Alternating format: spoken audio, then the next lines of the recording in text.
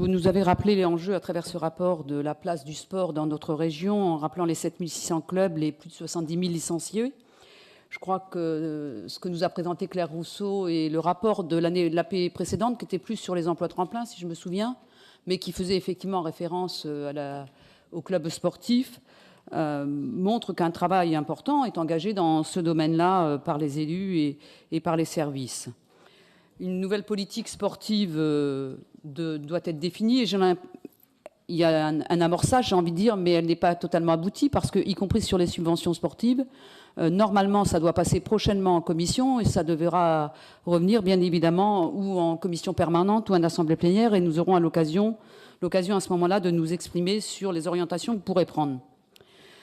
J'ai envie de dire que sur la politique sportive de la région, elle est à l'image de toutes les autres politiques et elle doit se construire en cohérence avec le modèle de société et la vision du monde que l'on souhaite promouvoir. Avant d'évaluer l'impact économique, comme c'est trop souvent le cas, cherchons avant tout à privilégier la dimension sociale et éducative du sport, c'est-à-dire son apport en termes d'animation et de vitalité des territoires, son rôle en matière d'éducation, de politique jeunesse, d'épanouissement individuel et collectif. Vous ne serez pas surpris, Monsieur le Président, si je vous dis que notre groupe, s'il partage un certain nombre d'objectifs et d'actions qui sont proposés dans ce rapport, ne partage pas la vision première que vous portez sur ce champ d'activité dans le rapport. Le sport est un espace d'épanouissement, d'apprentissage, d'accès aux loisirs. C'est un espace d'épanouissement, donc de facteurs de santé, comme vient de me le dire ma collègue. Or, nous avons été surpris que le préambule du rapport, le début du rapport, fasse très peu de place à ces dimensions. Au contraire, vous rapprochez et raccrochez le sport une nouvelle fois à une notion qui vous est chère, celle de l'attractivité. Cette vue du sport porte le risque de dévoyer le sport de son rôle premier, celle de l'éducation, et d'accorder trop d'attention à l'aspect économique et financier. Notre groupe, à ce sujet, formule le vœu d'une réorientation et que, dans l'avenir, la politique sportive de la région réaffirme très fortement la place du loisir, la place de la pratique, l'objectif du sport pour tous et la place de l'éducation populaire, cette dernière étant totalement ignorée dans le rapport.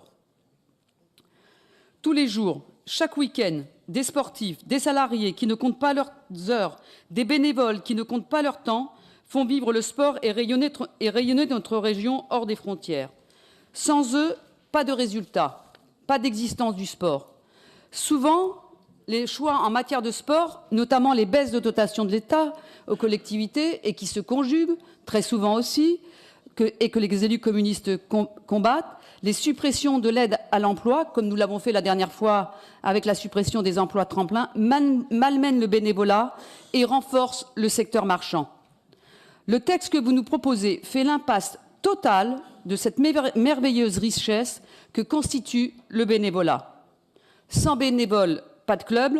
Sans bénévoles, pas d'animation, pas d'événement. N'est-elle pas la conséquence de votre vision qui ramène toutes les politiques de la région à cette notion d'attractivité? L'économie sociale et solidaire, les activités humaines, y compris la culture, en souffriraient si nous poursuivions dans ce sens. Le bénévolat est une dimension spécifique dans le sport. Il devra être remis au cœur de cette politique, accompagné bien évidemment d'un volet de formation, lui-même totalement absent du document. Au même titre que les activités culturelles, d'importantes inégalités persistent pour la pratique sportive. Les raisons sont multiples, sociales et économiques. À l'évidence, le pouvoir d'achat, le nombre et la qualité des infrastructures jouent un rôle important dans la pratique ou non des jeunes et de l'ensemble des citoyens. On le sait, pour les citoyens qui sont en situation de handicap, malheureusement, les pratiques sont encore très inaccessibles et nous souhaitons que la région renforce ses politiques publiques en leur direction. Et nous comptons bien évidemment, en ce qui concerne pour la pratique, sur le développement du dispositif de la carte atout Normandie. Dernière remarque, la pratique féminine, enjeu d'une société moderne, égalitaire, n'est à aucun moment évoquée. Les sportifs de l'Ovalie caennaise, le rugby féminin pour ceux qui ne connaîtraient pas le club, les handballeuses du Havre, les basketteuses de Mondiville qui jouent au plus haut niveau font rayonner la Normandie. Vous vous honoreriez, Monsieur le Président, à faire du sport féminin une priorité. La Normandie au féminin serait d'ailleurs un très beau slogan et permettrait de faire émerger les résultats et l'engagement de milliers de femmes, de jeunes filles, dans ce secteur de l'activité humaine. Une dernière question. Dans les annexes, vous soulignez et faites référence au JO 2024. Et je lis « La perspective éventuelle des Jeux Olympiques 2024 à Paris pourrait être l'occasion pour la Normandie de mener un plan de rénovation ou de construction d'équipements sportifs d'intérêt régional. » Bien sûr, Monsieur le Président, comme nous tous, je souhaite que cette candidature aboutisse. Mais si tel n'était pas le cas, maintiendrez-vous cette ambition d'investissement ? Les équipements structurent l'activité de tous les participants, du débutant au haut niveau.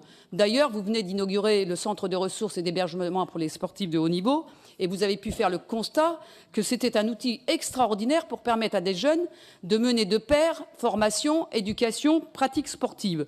Il doit en être le cas partout sur le territoire, en tout cas sur un grand nombre de lieux.